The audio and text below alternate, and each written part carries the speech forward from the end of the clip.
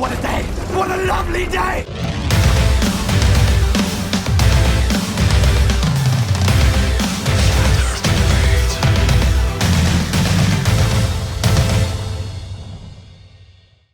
Welcome to Flat Earth Debate Live. I'm your host Nathan Oakley, and if you are new to this channel, or you've not done so already, then be sure to subscribe and hit the bell notification icon to keep up to date with the Flat Earth Debate. If you'd like to support the channel, there is a super chat that runs alongside each of these shows while they are live. There's also a PayPal, Patreon and crypto link in the info box below the video. Most importantly, if you'd like to join the discussion, simply mute the page you are currently watching, then click the link in the info box below this video to join the panel and express your views on the nature of Earth. If you do join, please don't swear. If you do, you'll be ejected, and if you are, please don't try to rejoin the stream using stock accounts. You'll be warmly welcome back on the next stream. Please also share the show on social media. Sharing the show obviously increases the live audience, but this in turn increases the chances of a more diverse panel, so please share the show. And one last time, if you're new to the channel or you've not done so already, then be sure to subscribe and hit the bell notification icon to keep up to date with the Flat Earth Debate.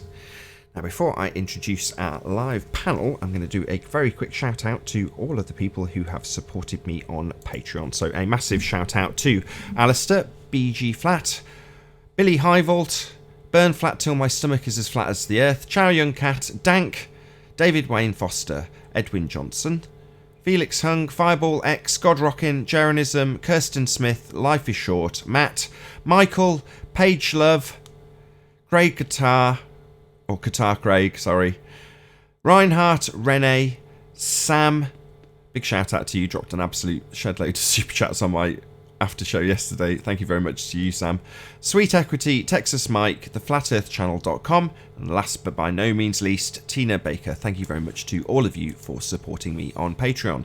Now, we are joined by quite a few people, as I say, in Google+, Hangouts on Air, Skype and Discord. So a very warm welcome to you one and all. I'm not going to introduce you all individually. Hello, everybody. Good afternoon. Hello. So before this show went live, we had Spurs defining his absolute nothing zero as a scale that went into the minus figures when you got cold. That's what I heard so far. Maybe you'd like to pick up from where you left off. I'm happy to forego housekeeping. Go ahead, Spurs. Yeah, absolutely. So again, zero. Okay, so no pressure, no temperature. This would be a void, which obviously we cannot reach. Science define void. Void, nothing I can define there, it. Empty. The space between globe If there's nothing there, Hold then on, it can't have hold a on. temperature. Well, Exactly. well, hang on. Well done, Arwin. But that's not no temperature. There's just nothing there to have anything. But that can't happen. What's going on? Let's here? go step by step. Paul wanted the definition for void. I got you a definition of void. Did you hear it, Paul? I did not. Could you repeat? Yes, it's the space between globe tards' ears. Excellent. Okay. Here's the catch. Wait. I'm not going to keep doing this. If you're going to ask me to define every single word, and you have Google, you can define them yourself, and then say, "This is the definition. Do you agree with this definition?" I'm not going to keep Googling every single word. Everybody knows the same definition. Spurs. That's the Socratic method. It's about us agreeing on terms in order for the conversation to progress, with both parties understanding what you mean when you say a specific word. If the other person doesn't have the same definition as you, then you're going to be talking at cross purposes, which is not how you progress an argument or a conversation in general. Exactly. Now, let me give you my definition of absolute zero and my definition of a void. Okay? Absolute zero is when all kinetic energy within particles has stopped. That's absolute zero. Now, particles, if you have a void, there's no particles. You can't have temperature because temperatures or heat is required to have temperature. Heat is kinetic energy. To me, what's a little bit telling. Oh, excuse me. to me, what's a little bit telling is they cannot reach absolute zero, and they cannot reach a complete void, and it gets exponentially lower and lower. So to me, that's a little bit telling. And I wouldn't want to make a positive claim, but I would ask everybody to think on that. If negative, let's say negative 100 degrees is we can all compare how much colder that is from zero, but when you start getting down to absolute zero, you drop a few decimals and it gets exponentially colder and they can't reach it. So I believe just like a dipole with equal and opposite charges, I believe everything works on equilibrium. Same thing as pressure. I do believe there's negative pressure, just like down would be negative, up would be positive, just like positive pressure. I just believe everything works in equilibrium. Void, I have a definition here. And would you agree that that you could differentiate this just because of temperature, right? Temperature There is no negative pressure. Hold on. You can't have negative pressure, man. Okay, and you can't have negative heat. Negative and positive. Can we please not all at the same time? Yeah, I want to finish my point because I was beginning talking about void. Now we have a definition of void. This is where you begin. If you can find this empty space, a blank space, a hole, a cavity, where there is nothing, no temperature, no pressure. Blowtorch, he's talking to you. If you took your thermometer and your pressure gauge to this void, well, nothing would happen. You would have no temperature reading and you would have no pressure reading. Now, if you were to remove your gauge out of this void, what would we see happen? We would see if the temperature increased. Now, you could choose. Now, you could say cold is increasing or warm is increasing, but we go with warm is increasing, so we can go with, from that void, your gauge would read positive for warm and negative for cold. Okay, wait a minute. Hey, Spurs. Hey, hold on a second. Spurs, this is a launch for my channel, right? I don't want people unsubscribing. No, it's not a launch for your channel. That was the last show. This goes out on Friday after your show is launched, about 24 hours later. But the live audience, technically, so we can small... think out loud some more. Well, there's 40. Okay. Hold on, let me just correct that. There's 41 people watching, right? If you are watching this live, go and subscribe to Quantum Erasing channel. The launch is tonight. However, for the majority of people watching this on Nathan Oakley 1980, it was yesterday because this goes out on Friday. But there we go. Well, thanks for that technicality. I appreciate that. Go ahead, continue, Spurs. Well, let me tell you something real quick, Spurs. Hang on. Let me tell you something real quick. You cannot have a negative heat. I didn't say negative heat.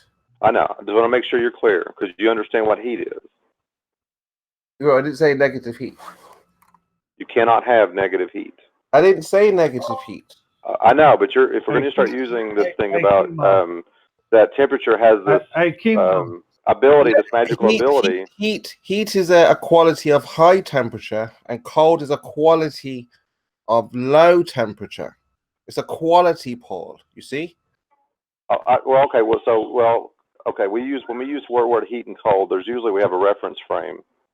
No. Yes, when I use the word yes, we do. Heat, I'm just using it as a quality of high temperature, Paul. Okay.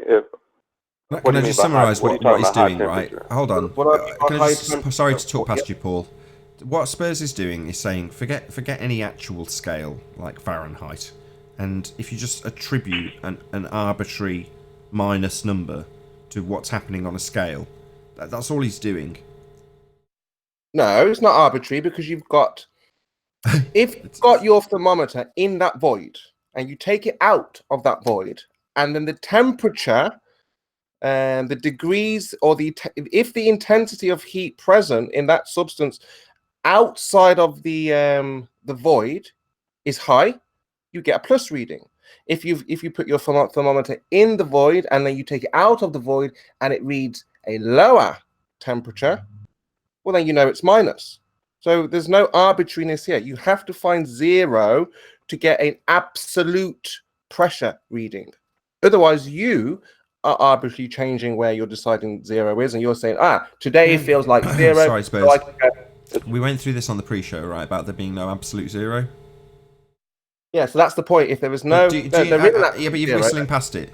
Do you know what that actually means? What does that mean? In real terms, in physical, actual terms, what does that translate to in reality? When Paul says there is no absolute zero, what does that mean in our reality? Do you understand what that means? It means Paul doesn't have the ability to find absolute zero. No, because there is that's an not what it absolute means. zero. It's just that means it means when it goes from hot to cold, between those two temperatures, there would be a void. For a split second, nanosecond, we would have to find that void between the two mediums, which obviously we can't do. We don't have that technology. Okay. We don't have that, that sensory, pads or whatever to find that that balance between hot and cold.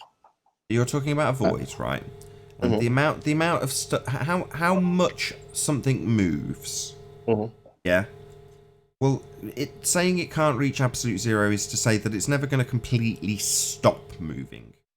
That thing that you're measuring. Now, how much it moves, you can translate with an arbitrary scale, depending on material, to its temperature, if you will.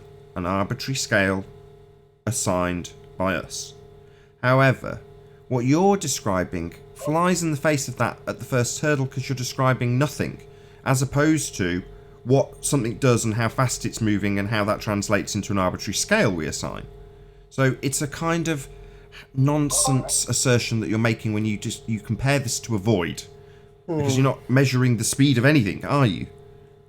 You're wrong again, because the ball earthers say that they take their gauges into a vacuum, which is zero. To them, they say that's zero, and then they take it out of the vacuum and then they have a pressure reading. So people are searching for this absolute zero. The ball earthers think you're equivocating between temperature and pressure.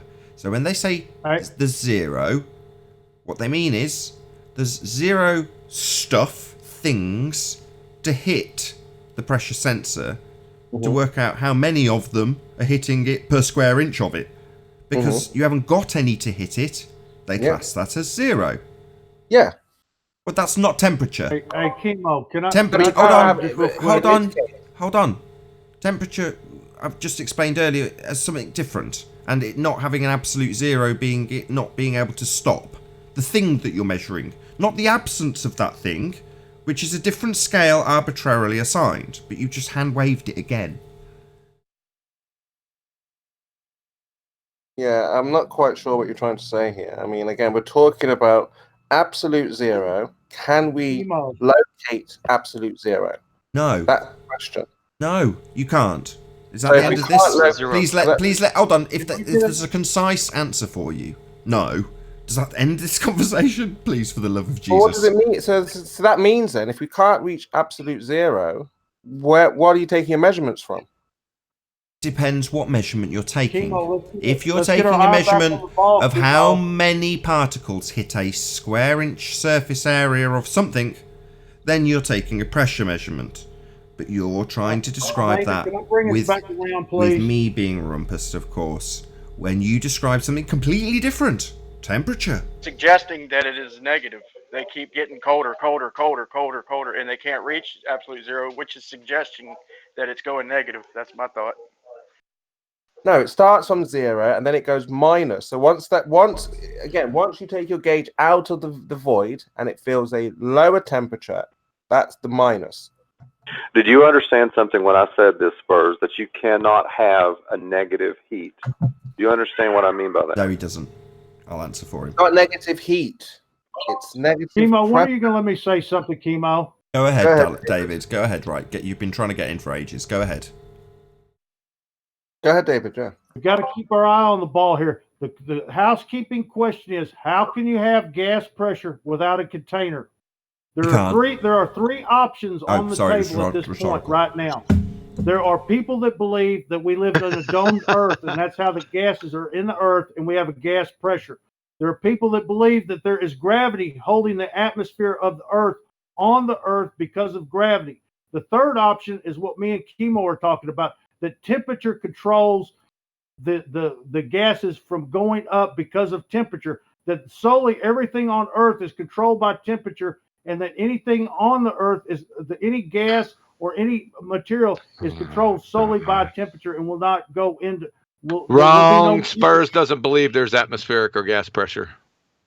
Either do I. And that's the point. You believe there's gas pressure. No pressure. So yeah, option 3 You being believe nuts, there's gas option pressure 2 with- being not an option at all. So where you say option 2 is gravity holding gas pressure on, no, those people who argue that just simply don't understand gas law, and gravity's not overcoming that law. Nothing's going to be holding gas by a force that doesn't exist. Even if it did, and we gave it them and said, okay, you can have it. Have your fundy belief in Cavendish / Reverend John Mitchell gravity, and you can have both, and the bending of a conceptual medium known as space-time giving rise to a non-force that you can think of as a force. You can have both. 100% full effect. It still won't hold on the gas pressure. Let me ask Dave and Spurs another question. Can you have negative kinetic energy? It is a point. There's a point. There's a point in that balloon. In that We'll give you a energy, perfect Spurs, example. let him answer. Go ahead, David. There's a perfect example. The balloon is a perfect example. If you put so much pressure in that balloon, right? That's not the question. That's not what I asked. That's not what he asked. Right, I'll repeat it for you, if you don't mind, Paul. No, go ahead. Can you have negative kinetic energy? No, you can't. Not you, Spurs. David. You can have a negative temperature. No, you can't. You do have negative temperatures. You can't have negative heat. Hold on, real quick. The answer is no. Right? You're just changing the format of the question to an arbitrary scale that we assign. His question is specific. It's about kinetic energy. Can't. The answer is no. In today's current times, water is our gauge of temperature. When water freezes, that's 32 degrees. Yeah. Right? That's 0 degrees. I get it. For Celsius. Yes, for Celsius. Yes, that's an arbitrary scale attributable to water and its phase transitions that we've then arbitrarily given numbers. It doesn't mean anything. The question that's being asked, and it's pertinent, you just whistled straight past it. I'm hoping Paul will now be allowed to repeat so we can continue this conversation and highlight the pertinence of his question. Okay, I'll just state it. There's a reason behind the question. Okay. Heat is basically the kinetic energy inside of the substance. Okay. You can't have negative heat as you can't have negative kinetic energy, and you can't have negative pressure. Because if you have kinetic energy, you have heat, and you also have pressure. So if anything, an absolute zero, that's what the reason I asked that question earlier, is saying that there's no kinetic energy. All kinetic energy within a substance has stopped. And we've already said that can't happen. So there's always some level of heat, which means there's always. David, have I stopped talking yet? I have not stopped talking yet. So as long as you have kinetic energy in a particle, you have heat, which means you have pressure. Right. Again. Over. Paul, you really have, right. So that Russian video where we had the balloon went into that low temperature area. So that low temperature area, there's no warm air in that surroundings. All you've done, Spurs. All you've done in those balloons. I'm saying to you, in that cold environment, there was no warm air. Yeah, there's cold air. Yeah. You've reduced the kinetic energy within inside the balloon. That's all you've done. Not the balloon. And the exterior of the balloon, you have high kinetic energy compressing the balloon. I'm not asking about the balloon. I'm talking about the area in the bowl. The atmosphere around the bowl is cold or warm. It's colder because the kinetic energy is reduced. It's colder. So it's not kinetic energy is reduced. Paul, if it's not warming up, what is it doing? I just said it. The kinetic energy around the bowl is reduced, reducing the pressure, reducing the temperature. The particles over the bowl are doing what? I just said it. He doesn't understand. The particles. Spurs, how does this relate? When he says when he talks about the kinetic energy, how does that relate to temperature specifically? What does he mean? Do you understand what he means when he's talking about the kinetic energy and how it relates specifically to temperature? Go, Spurs, go. Yeah, so he's talking about kinetic energy, so there would be a high temperature here. Yeah, that's going on. What does that mean though? Well, how does it translate? How does one thing relate to the other? Well, there's an action going on. Yeah, temperature controls kinetic energy. Not you, David. Go ahead, Spurs. But this is what I'm asking Paul. I'm saying to him, what's happening with the particles in that cold environment? Are they expanding? No, the kinetic energy is reduced. Paul. What's going on is Spurs is jumping back and forth between describing pressure and what it does and describing temperature and what it does. That's why Paul, I tried to get you, Spurs. That's why I tried to get you to tell us what your understanding of how the kinetic energy of something translates into its temperature. Now we've gone on a little obfuscation journey, and now we're back on track without you confirming that you actually understand how that is important in this regard. Okay, there is no pressure without you, David. Paul, define kinetic energy. Say again, Spurs. It's basically I heard him. It's basically the movement of an object. Kinetic energy is an object that's in motion, basically, or an object in motion. What object is in motion? The particles of gas. The particles of gas are in motion. That's correct, Spurs. So when they're in that cold environment, is the opposite of kinetic energy. Into this motion, like pulling and then we finally get to the rub after 3 weeks. Say that again, Paul. What's that? I'm sorry. So what's happening? The kinetic energy of gas particles. Right. That's where we can try and get to. We're allowing him to beg the question because he's no, definitely not. Now I need to give a brief summary. So when you're talking about voids and the lack of the particles to press on a square inch area, then you cannot equivocate it with temperature, which is the measurement of how much kinetic energy said particles you don't have when you've got a void actually have. Now that's temperature, the particles and their energy. Pressure is how much they press on something, and if there isn't any pressure, there isn't any particles.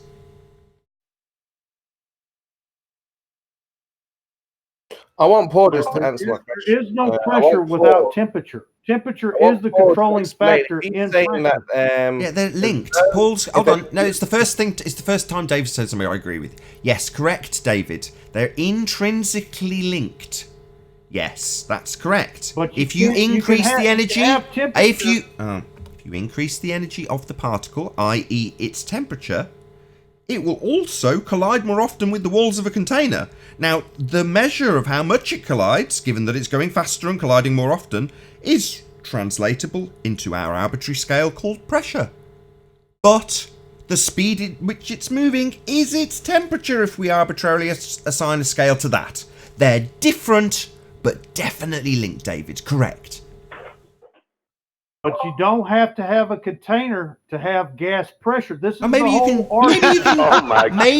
can show us that, because that's what this is all about. This whole little merry bullshit dance that we've been going on for 2 weeks is a flimsy, ham-handed attempt to address the claim that you, and I'll state it as absolute stone-cold fact, you can't have gas pressure without a container. Now, according to David, in his fundy little assertion after this obfuscation little bullshit word salad journey that we've gone on for 2 weeks, is a claim that you can. So let's see how the little fundy gets on with his backing of his assertion that you can have gas pressure without a container. You have gas equilibrium. Yeah, of course there's a load of rumpusing going on in the Discord. Yeah, of course there is.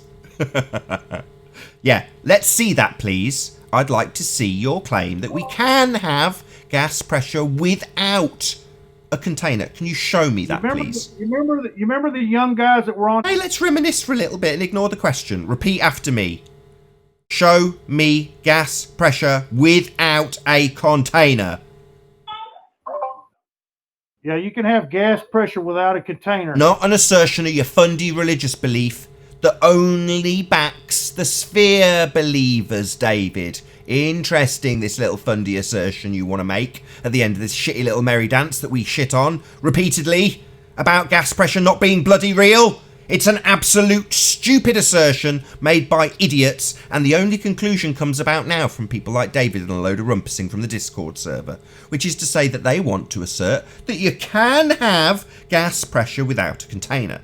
No, you can't. It violates the second law of thermodynamics. Entropy would take hold, and the gas would fill whatever space is available to it. And if you've got an open container, you can be damn sure that entropy is going to be taking hold at some stage. And this claim by you, David, is going to have a demonstration attached to it, not just a third repetition of your fundy claim.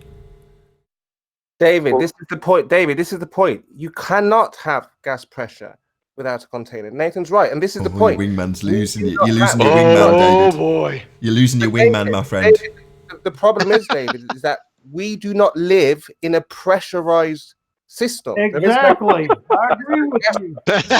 Yes, we do. Yeah, yes. Just to correct that. David, we absolutely do live in a pressurized system, Spurs. Yes, we do. We have atmospheric pressure. The particles, they can be measured in terms of their speed, kinetic energy with temperature, but also how much they press on the walls of a container, the pressure that they're at. And we do definitely have pressure here. That much I'll assert. Without any fundamentalist sky assertions, I'm going to say without doubt, we do have pressure.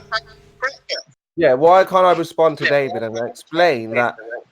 David's making a fundamentalist assertion that you can have gas pressure without a container, which is nonsense. You're making the assertion that we live in pressurized gas.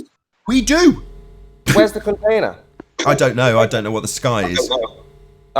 So you don't know what the sky is, but you're making a claim about pressurized gas. Yeah, that's real easy. Yeah, we do have gas. It's at pressure. That's certain. I know that for a fact. No, we have gas, but it's not pressurized. Yeah, it is. Yeah, we went through this. I'm not going to just go round and round in circles when we've had such a concise summary from me. Yeah, the energy that they travel with can be measured with an arbitrary scale called temperature. The amount they press on the walls of a container can be measured as its pressure. And we definitely have gas. And it's definitely moving randomly and freely in all directions. Now, what it's colliding with, I don't know. But what I do know is to have gas pressure, we must have the antecedent of a container. Unless you fundies can show me otherwise. Right, so again, Nathan, are you saying you could go inside a giant balloon, stand in the middle of the balloon, and take a pressure reading? Yeah. Okay, so can you demonstrate then? How can you take a pressure reading from the middle of the balloon? Don't touch the walls. Don't have the air. With a barometer? Can you show me how you can demonstrate a pressure reading with a barometer? God.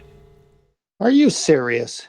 Yeah, show me how you would do that. Let's demonstrate. He's been poisoned by David, who's gone very quiet. But let's have a demonstration of you taking pressure from the middle of the container. Let me ask you a question, Spurs. Do we have gas? Spurs. Oh, you're going to add Spurs, let me just ask you a quick question. Let's try and regain some control. Let me just ask a question, Spurs. Do we here now, going in and out of our lungs, have gas pressure, yes or no? Where? Right now. Outside or inside our container?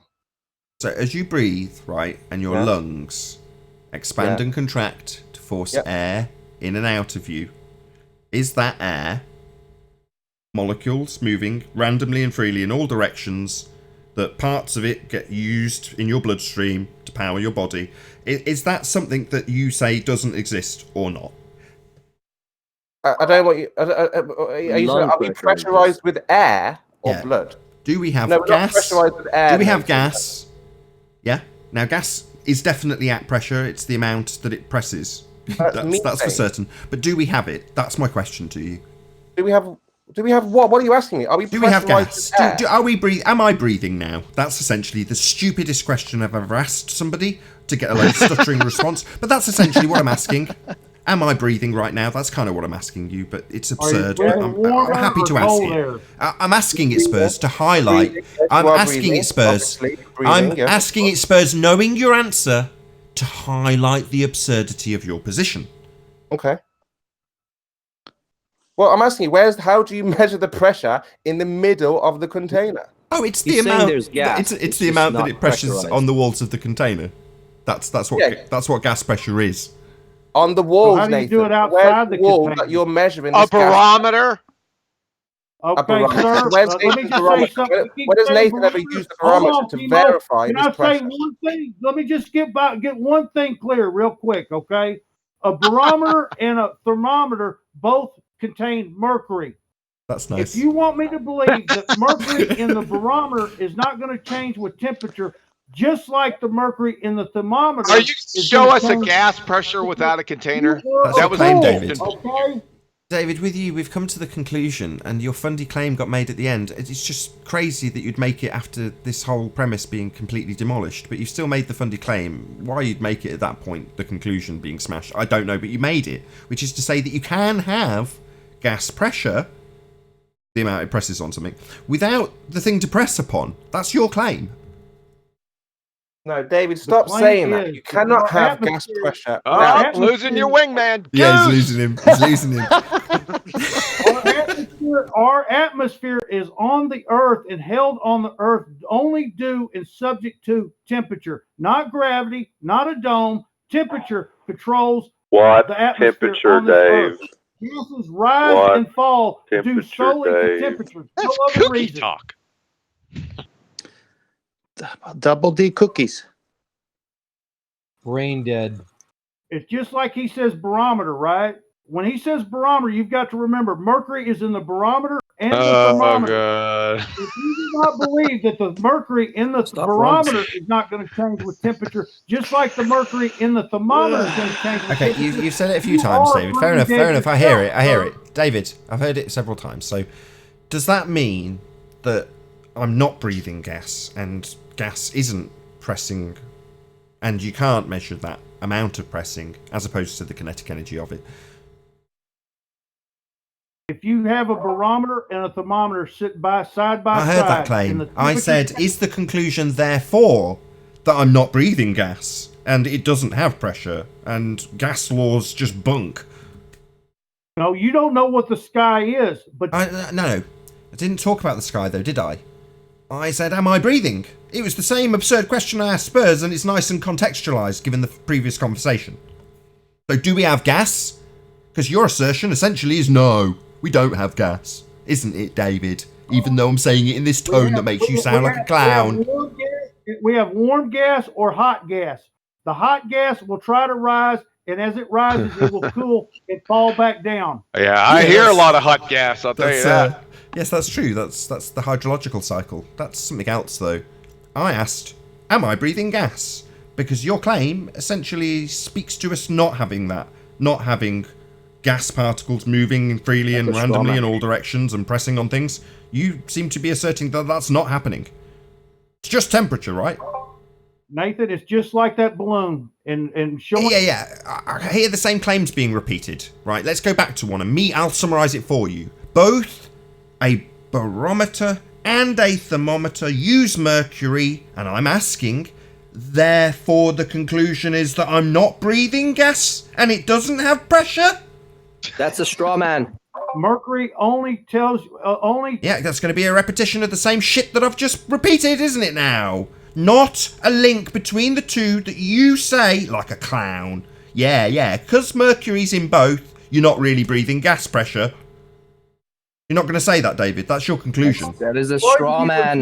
Gas pressure. What's a straw man? Ooh, What's a straw man?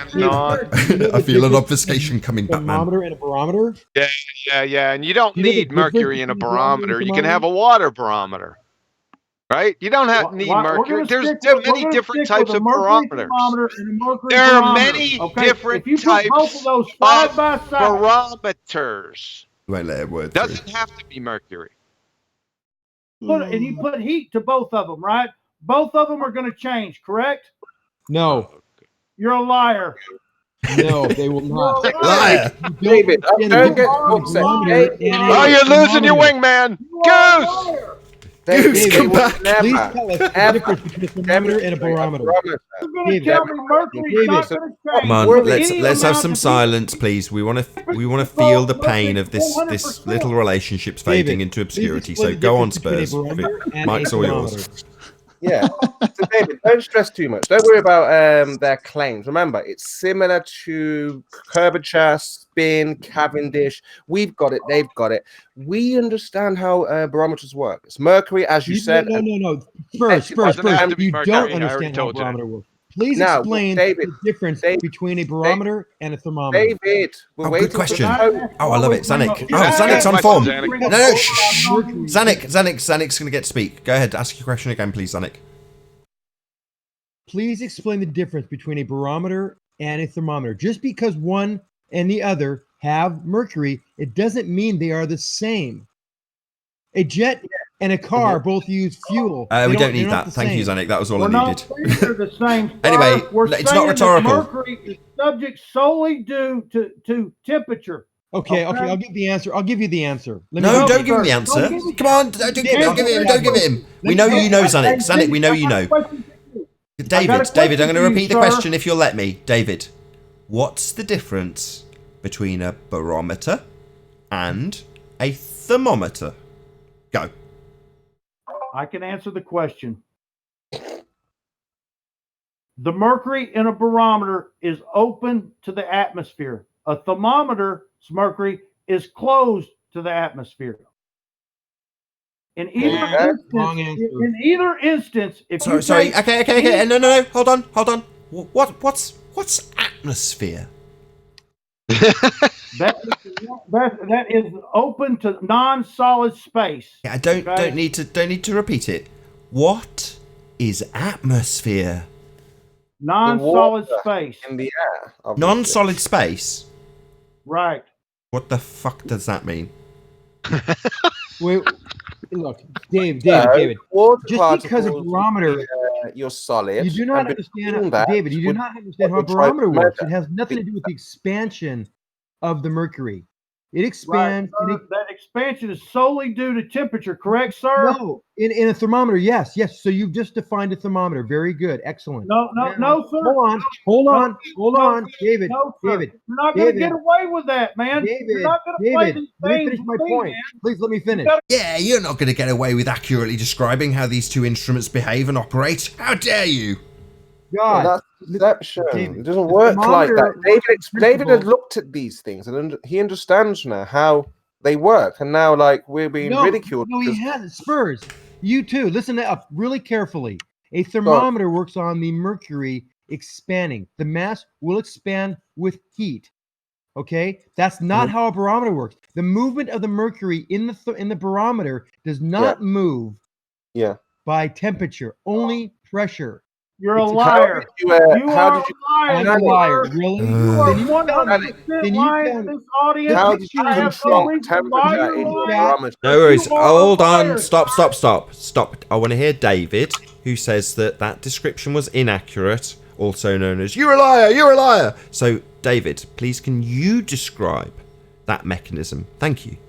Mercury is solely subject to temperature.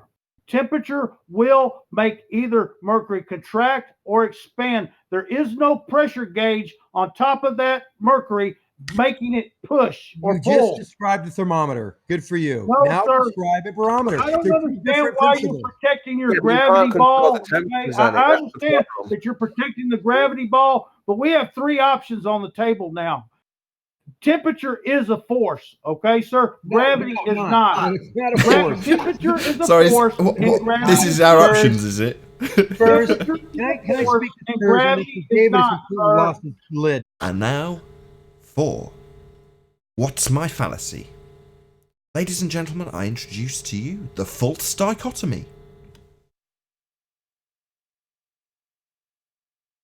Spurs, do you know the difference between Can you just tell us how mercury doesn't change its size? Come on, play along. Give me your three options. Can you tell us how that works, where mercury only changes size inside of a thermometer, but as soon as you take it out, it will no longer contract or expand due only to temperature. Can you explain this phenomenon of this gravity keeping this of this gravity keeping the I'm about to slip in my bullshit here. What do I do next? What's gravity, David? What's gravity? David, hold on. Zanik, add this new word introduced into this equation. What's gravity, David? That's where you live. You live in Cynic's gravity hole. Is where you live. I'm asking you that. Gravity is the force that holds the. Not you, Spurs. Not you. Cynic believes gravity is a force that has the ability to. Oh no, it's not, David. You're wrong there. Gravity is not. Sorry, David. I'm just going to correct you, David. It's okay, David. You're wrong, and I'm going to correct you with a quote from a pseudoscience astrophysicist known as George Musa. Quote: "Gravity is not a force." End quote. Does that satisfy you?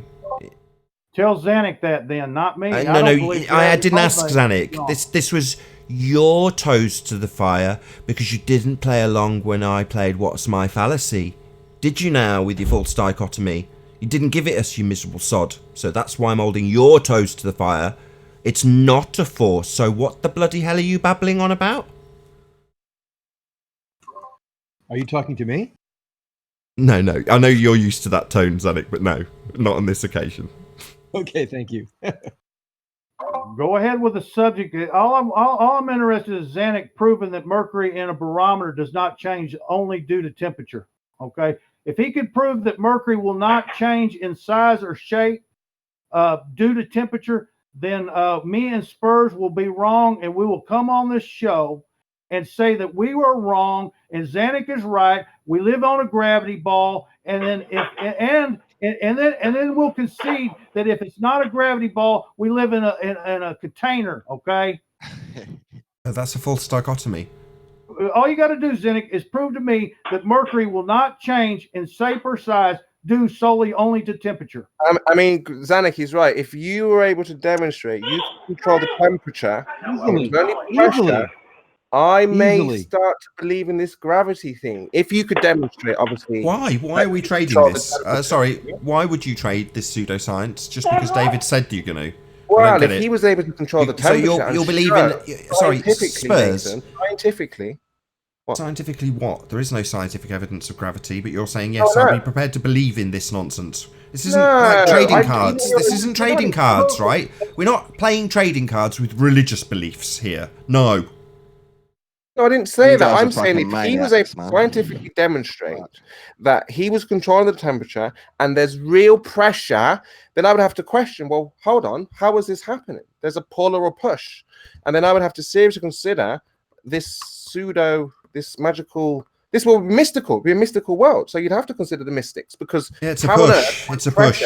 It's a push.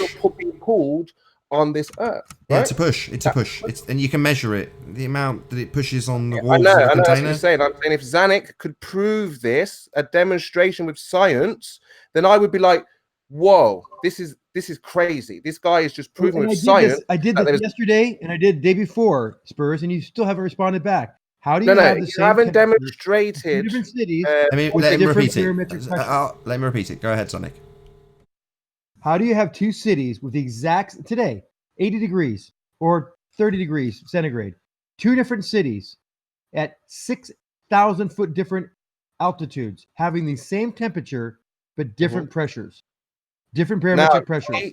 Now I'm intrigued. I'm intrigued by this. Now I'm wondering, David, and you should be intrigued. Same temperature. How is How that possible? did Zanuck control the temperature to get an only pressure reading? Zanuck, you're close, but we need a demonstration. You've almost got me. I just gave you a demonstration. Yeah, you just told me some words. Oh, there's a pressure over here. There's a pressure over there. Can you demonstrate? You don't believe the weather reports? You don't believe the pressure they measure? Good question. Good question. Okay, Zanuck. Just repeat it. Hold on. Okay, you can reply, Spurs. So you Hold want on. a demonstration. You want an actual physical demonstration. And I No, showed ask your you question the water again. bottle as you take it up to altitude, how it contracts. Not or that question. expands. Ask him about the weather. Go on.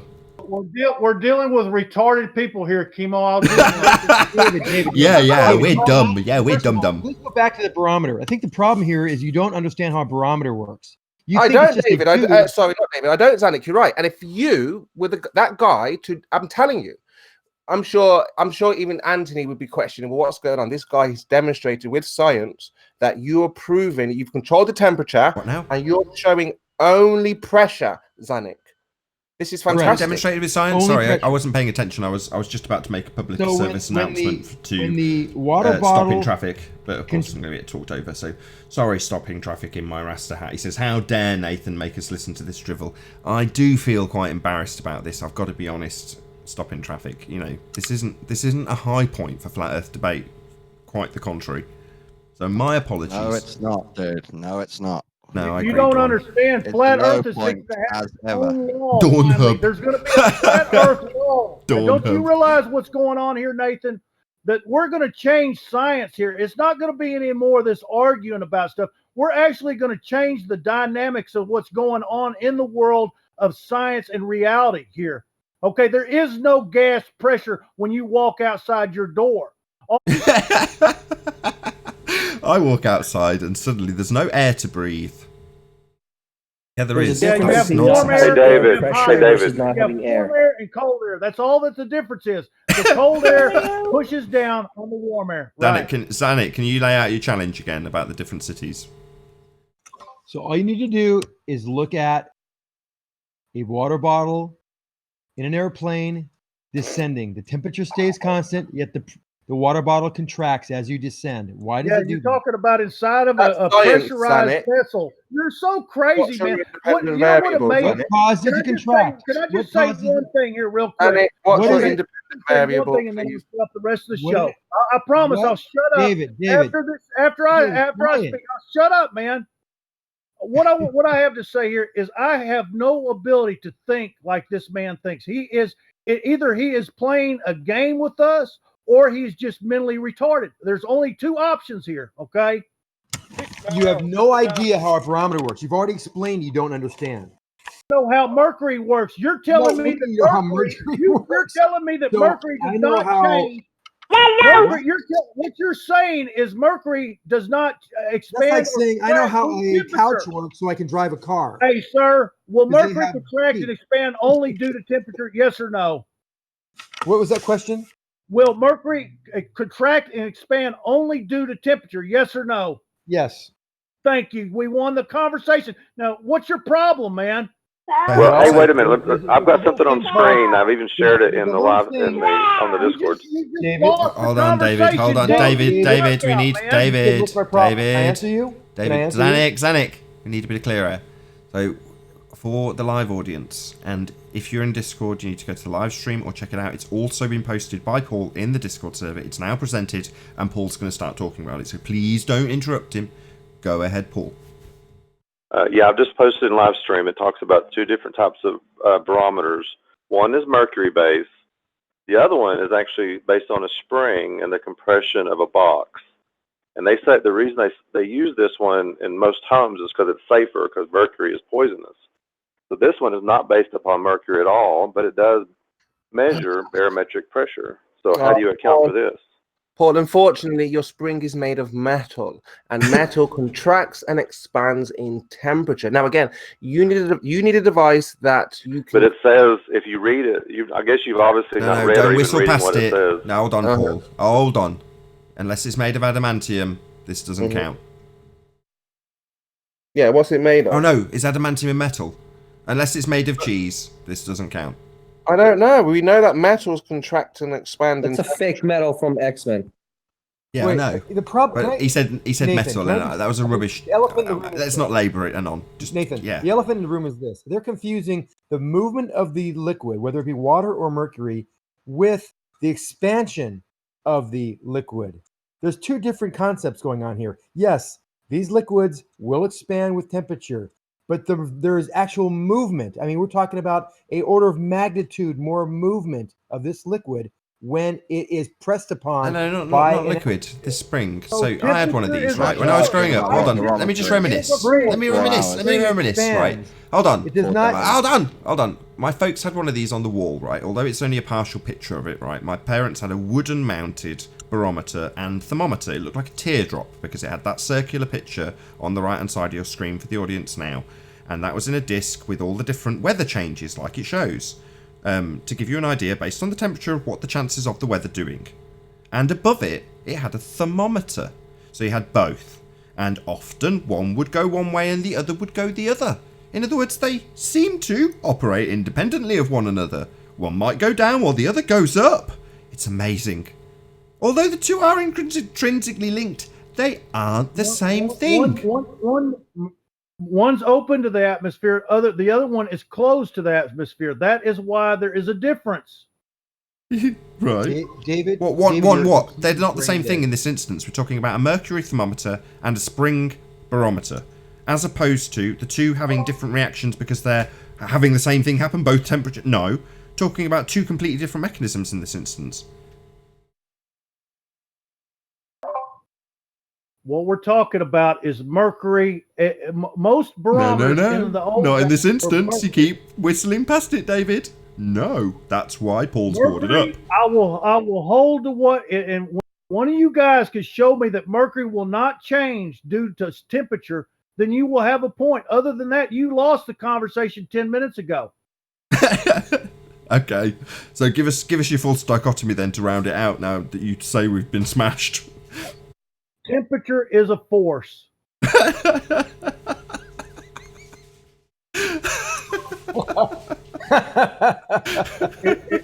a new law that will be put. It will be done by flat earthers. We will have our first flat earth law of physics coming on board. Don't speak for me. How dare you? I am a flat earther. David definitely does not speak for me. He doesn't even speak for bloody Spurs on the panel anymore by the sounds of things. Remember, you don't know what the sky is. Yeah, I don't. That's correct.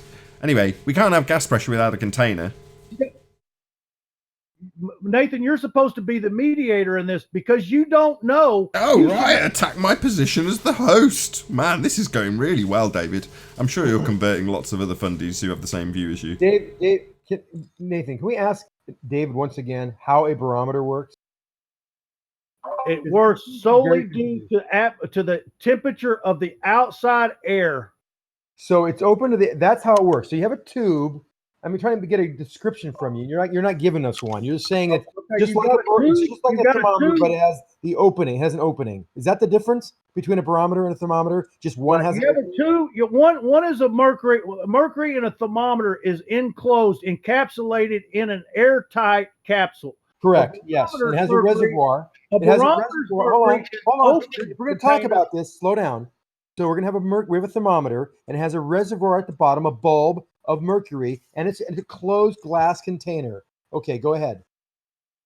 A barometer is just the opposite. It's in a container, but the mercury itself is open to the atmosphere. Where is it open? Where is it open? Where is it open? And how is it oriented? It's just open to the air, right? So if I tilt the barometer on its side, barometer. Hold on. If I tilt the barometer on its side, what happens? Will the mercury pour out? I'm sure that they have it like one of those deals where you ever seen it where you can't pour it out because you set it design it a certain way where you can't pour the liquid out even though it's open. You've seen that, right? What do you mean you designed it a certain way so you can't pour it out? How is that possible? Why do we have to go down the hole? Because you don't understand how a barometer works. You have absolutely zero clue of how a barometer works. You don't even know it, right? Don't yes or no? What? Say that again, Zanik. It's because he doesn't know how a barometer works, right? Yeah, exactly. No. You don't understand the difference between movement and expansion. It's almost like I'm arguing with all ballers on this. No, it's almost like I'm arguing with a 4-year-old with a brain missing. Sir, is a barometer's mercury open to the environment so it can read what you call pressure in the environment? Yes or no? I like Zanik's summary about expansion and movement. That was very concise. Can you say that again, please, Zanik? So, David, in a barometer, the mercury is exposed to the atmosphere, but it has to do with movement of the mercury rather than expansion of the mercury. Do you know the difference between the two? In a thermometer, the mercury gets warm, like you said, and it expands, and you see it move in the enclosed, sealed glass tube. In a barometer, it's a completely different concept. Right. So mercury, hold on. You have movement of the mercury, not expansion. However, the mercury does expand with temperature. That's true, but it is far little. We're talking about orders of magnitude. Orders of magnitude. You know what an order of magnitude is? No, you don't. So finally, after all this time, Oh, that you wasn't actually needed. get Order it. of magnitude, moving the decimal place. Much more is what he's saying. In order to have the amount that's pushing, i.e. moving its position, versus its expansion is orders of magnitude different. In difference. So you think that Mercury, just with one hand wave it. Hold on a minute. You always get to very talk and you interrupt me. Why do you He's do making that, his man? point. I want Zanuck to make this point. He's being really concise. You're just not letting him get to the end. It just takes more than 2 or 3 breaths. Hello, guys. So listen, I just can't believe we'd allow ball earthers to lie. Me too. It's a disgrace, isn't it? Oh, yeah, it is. It really is. David, stop saying. Can we just stop interrupting Zanuck? Right, I want him to actually make his summary if he's got one. If he's done, then fine. But I actually want him to have the chance to do it without getting rumpused. So in the barometer, David, you have movement, not expansion. I mean, there's some expansion, but like I said, it's orders of magnitude different. Like moving the decimal plates over, like Nathan just said. Hundreds of times more movement than expansion.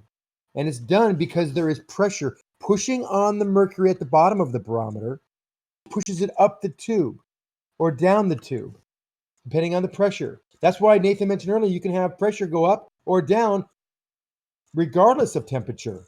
How is that possible?